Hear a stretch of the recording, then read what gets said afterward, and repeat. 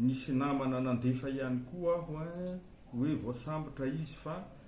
tsy manana vaovao manokana na nahafantatra mialoha na nahalala ny fisian'izay.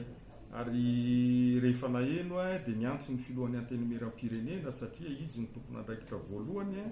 amin'ny mahasolo-bavam-bahoaka ny honorable député Raoldiny, izay tsara ho marihina fa mbola solom-bavam-bahoaka feno izy ary taoriany ireny zavatra nitranga teo aminy sy ny ankohonany izay niafara hatramin'ny faharavany fananany ray manontolo dia nitsabo tena ny andafy izy ary nandalo fandidiana mihitsy ara mahalalan'izany ny filohan'ny antenimieram-pirenena ka ny fiverenany dia heverina hoe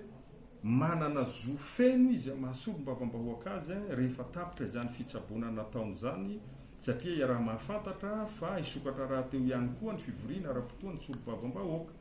fa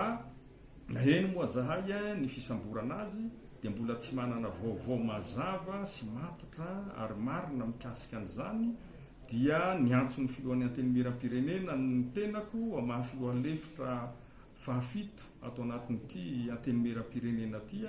dia mbola tsy nahazo valiteny mazava avy aminy ny mikasika an'izay.